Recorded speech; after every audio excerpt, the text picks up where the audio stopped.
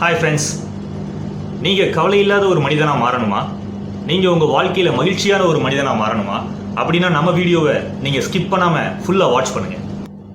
உங்களில் நிறைய பேருக்கு இருக்கிற ஒரு மிகப்பெரிய பிரச்சனை டேக் இட் ஈஸி அப்படின்ற ஒரு விஷயத்தை நீங்கள் ஃபாலோ பண்ணாமல் இருக்கிறது தான்.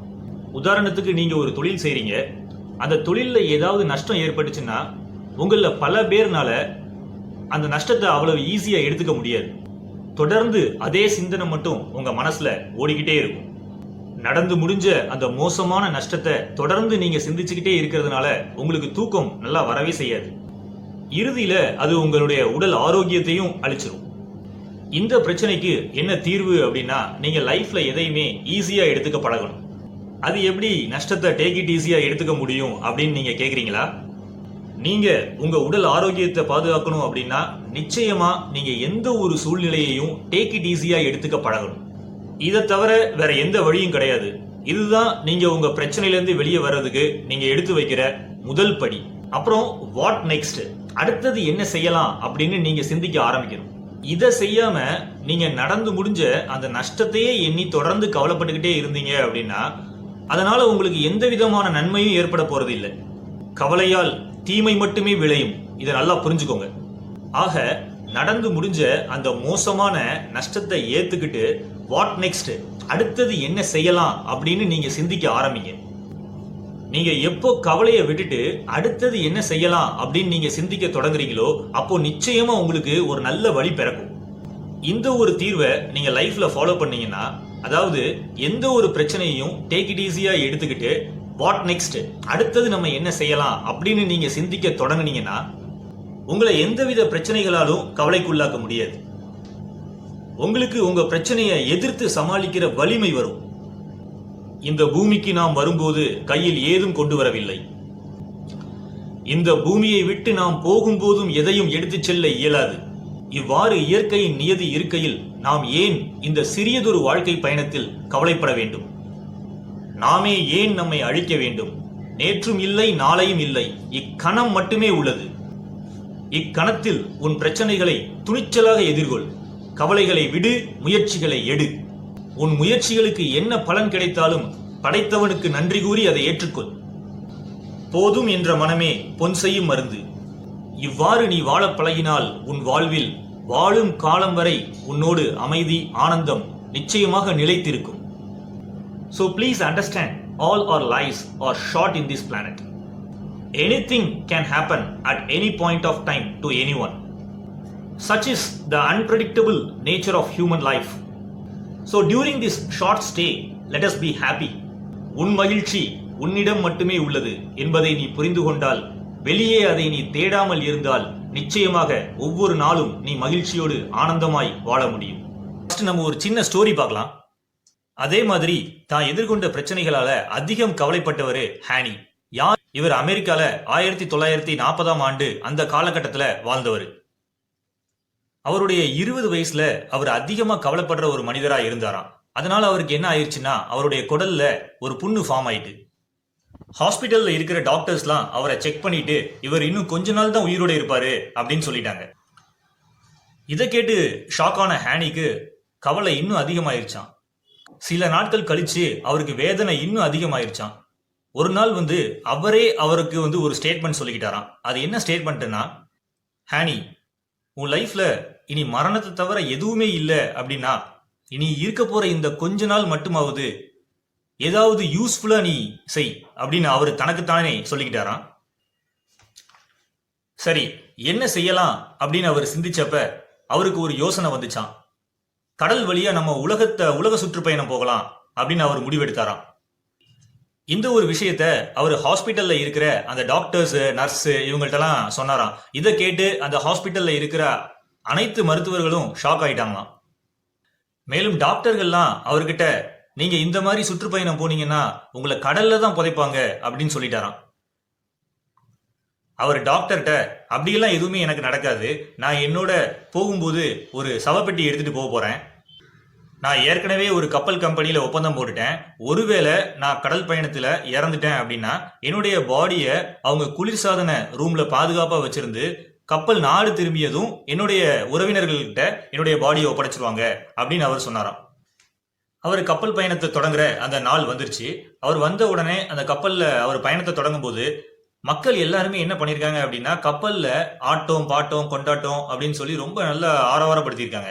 இதை பார்த்த உடனே அவருக்கு கொஞ்சம் தெம்பு வந்துச்சான் உடம்புல. இதை பார்த்த உடனே இவரும் அந்த மக்களோட தன்னுடைய வேதனையை மறந்துட்டு ஆட்டம் பாட்டம் கொண்டாட்டம் அப்படின்னு சொல்லி ரொம்ப மகிழ்ச்சியா தன்னை மாத்திக்கிட்டாராம் அந்த கடல் பயணத்துல. இப்படியே நாட்கள் செல்ல செல்ல அவருடைய ஆரோக்கியம் படிப்படியா அவருக்கு திரும்ப கிடைச்சுதான். இறுதியா அவருடைய அந்த வயிற்று வலி குடற்புண் முழுமையா குணமாகி அவர் கம்ப்ளீட்டா கியூர் ஆயிட்டாராம். இப்போ அவருக்கு மரணம் வரப்போகுது அப்படின்றத அவர் பாசிட்டிவா ஏத்துக்கிட்டு இருக்கிற இந்த கொஞ்ச காலங்களை நான் மகிழ்ச்சியா வாழ போறேன் அப்படின்னு அவர் முடிவு பண்ணாரோ அன்னைக்கு இருந்தே அவருடைய நோய் குணமாக தொடங்கிடுச்சான். இந்த கதையில இருந்து நீங்க உங்க லைஃப்ல கத்துக்க வேண்டிய பாடம் என்னன்னா, உங்களுடைய கடினமான சூழ்நிலைகளை மனதார ஏத்துக்கிட்டு அந்த கடினமான சூழ்நிலைகளை அமைதியா துணிச்சலா எதிர்கொள்ள பழகணும். அப்படி நீங்க வாழ பழகுனீங்கன்னா உங்களை எந்த கடினமான பிரச்சனையாலையும் கவலையை உருவாக்கி உங்களை வீழ்த்த முடியாது. நோய் உங்களை நெருங்கவே முடியாது. நோயற்ற வாழ்வே குறைவற்ற செல்வம். உங்களால நோய் இல்லாம இந்த வாழ்க்கையில வாழ முடியும் அப்படின்னா நீங்க உங்க வாழ்க்கையில வெற்றியடைந்த ஒரு மனிதனே. See, happiness is not something you postpone for the future. It is something you design for the present. If you practice not to worry in any situation, then no situation can make you worry. நீ உன் கவலைகளை ஓரம் கட்டி வைக்க பழகினால், பயிற்சி செய்தால், உன்னை நோய் அவ்வளவு எளிதாய் நெருங்கிவிட இயலாது. நோய் இல்லாத நீ என்றும் இந்த வாழ்க்கையில் மகிழ்ச்சியாக வாழலாம். மனிதா, நீ அதிகமாக கவலைப்பட்டால் உன்னை கூட உன்னால் காப்பாற்ற இயலாது.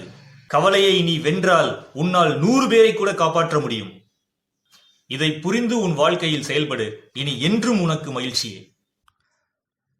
அமெரிக்கால நோபல் பரிசு வாங்கின டாக்டர் அலெக்சிஸ் கேரல் என்ன சொல்றாருன்னா, எப்ப பார்த்தாலும் கவலைப்பட்டுக்கிட்டே இருக்கிறவங்க இளமையிலேயே இறந்துடுவாங்களாம். அதுக்காக எல்லா வியாதிகளுக்கும் கவலை தான் காரணம்ங்கிறது கிடையாது. ஆனா அதிகமா கவலைப்பட்டுக்கிட்டே இருக்கிறவங்களோட இதயம் நிச்சயமா பாதிப்படையும் அப்படின்னு அவர் சொல்லியிருக்காரு. நம்ம வாழ்ற இந்த எந்திரமயமான வாழ்க்கையில ஸ்ட்ரெஸ் லெவல் ரொம்ப அதிகமா தான் ஆயிடுச்சு. ஆனா ஒன்னு நல்லா புரிஞ்சுக்கோங்க, நீங்க ரொம்ப பயப்பட்டீங்கன்னா கவலை கட்டாயமா வரும். இந்த கவலை உங்க மைண்டை ரொம்ப ஸ்ட்ரெஸ்ஃபுல்லா ஆக்கும். உங்க வயிற்றுல இருக்கிற நரம்புகளை கூட பாதிப்படைய வச்சு அல்சர் கூட ஃபார்ம் ஆயிரும் அப்படின்னு டாக்டர் அலெக்சிஸ் கேரல் அவரே சொல்லியிருக்காரு. மேலும் அவரு என்ன சொல்றாருன்னா, நம்மளுடைய தவறான உணவு பழக்கங்களால மட்டும் அல்சர், ஹார்ட் அட்டாக் இதெல்லாம் வரணுங்கிறது கிடையாதான். நம்ம நல்ல உணவு பழக்கங்கள் வச்சிருந்தாலும், நல்ல எக்ஸசைஸ் செய்யற மனிதரா இருந்தாலும் கூட அதிகம் கவலைப்படக்கூடிய நபரா இருந்தா நிச்சயமா அவங்க இதயம் பலவீனம் அடையும் அண்ட் அல்சர் வயிற்றுல ஃபார்ம் ஆகும் அப்படின்னு அவர் ஆணித்தனமா அடிச்சு சொல்றாரு. மற்றொரு அமெரிக்க டாக்டர் அல்சரேஸ் என்ன சொல்லியிருக்காருன்னா, நம்ம லெவல் ஆஃப் ஸ்ட்ரெஸ்ஸுக்கு ஏத்த மாதிரி அல்சர்ஸ் அதிகரிக்குமா அல்லது குறையுமா? சரி, இந்த பிரச்சனைக்கு அப்படி என்னதான் நமக்கு தீர்வு இருக்குது அப்படின்னு பார்க்கும்போது ஒரு தீர்வு இருக்குது. இந்த பிரச்சனைக்கு தீர்வு உங்ககிட்ட தான் இருக்கு. நீங்க கவலைப்படாம இருக்க பழகணும். சார், எனக்கு லைஃப்ல நான் நினைச்சது எதுவுமே நடக்கவே இல்லை, பிறகு நான் எப்படி கவலைப்படாம இருக்க முடியும் அப்படின்னு கேக்குறீங்களா? ஃபர்ஸ்ட் இந்த 3 வரிகளை உங்க கண்ணில் எப்பவும் படுற மாதிரி ஏதாவது ஒரு இடத்துல எழுதி வைங்க. சென்றதை விட்டுத்தல், வந்ததை பெற்றுக்கொள், ஏனெனில் இங்கு எதுவும் நிலையில்லை. அதனால் இனி எச்சூழ்நிலையிலும் நான் கவலைப்பட போவதில்லை. உங்க வாழ்க்கையில எவ்ரி மினிட் நடைமுறைப்படுத்துங்க. உதாரணத்துக்கு, உங்களுக்கு ஒரு கடினமான சூழ்நிலை வந்தா இந்த 3 வரிகளை ஒரு மந்திரம் மாதிரி 2 தடவை சொல்லி பாருங்க. உங்க மனச இந்த 3 வரிகளுக்கு ஏத்த மாதிரி டெய்லி பழக்கப்படுத்துங்க. இத ஃபர்ஸ்ட் 1 வீக் செஞ்சு பாருங்க. கட்டாயமா நீங்க இந்த ஒரு பயிற்சிக்கு அப்புறம் அதிகமா கவலைப்படுறத படிப்படியா குறைச்சிருப்பீங்க. இந்த ஒரு பயிற்சி நிச்சயமா பல பேருடைய ஸ்ட்ரெஸ் லெவலை குறைக்கும். அதனால உங்க இதயம் பாதுகாப்பா செயல்படும், பலவீனம் ஆகாது. உங்களுக்கு கவலையால உருவாகிற அல்சர், ஹார்ட் அட்டாக் போன்ற மிகப்பெரிய வியாதிகள்ல இருந்து நீங்க கட்டாயமா தப்பிக்க முடியும். நான் இந்த வீடியோல சொன்னதை நீங்க டெய்லி பிராக்டிஸ் பண்ணீங்கன்னா உங்களை நீங்களே கவலையில இருந்து நிச்சயமா காப்பாத்துவீங்க. Practice makes a man perfect. An ounce of practice is better than tons of theories. நீங்க டன் கணக்குல உங்க காதுல மோட்டிவேஷனல் கோட்ஸ், பழமொழி, நல்ல விஷயங்கள் இதெல்லாம் கேட்டா மட்டும் போதாது. அதை நீங்க பயிற்சி செஞ்சாகணும். ஒவ்வொரு கடினமான சூழ்நிலைகளை நீங்க எதிர்கொள்ளும் போது இந்த 3 வரிகளை மறக்காம நடைமுறைப்படுத்தணும். இந்த 3 வரிகளையும் மறுபடியும் ஒரு முறை சொல்லி இந்த வீடியோவை நான் முடிக்கிறேன். சென்றதை விட்டுத்தல், வந்ததை பெற்றுக்கொள், ஏனெனில் இங்கு எதுவும் நிலையில்லை. அதனால் இனி எச்சூழ்நிலையிலும் நான் கவலைப்படப் போவதில்லை. வாழ்க வளமுடன்.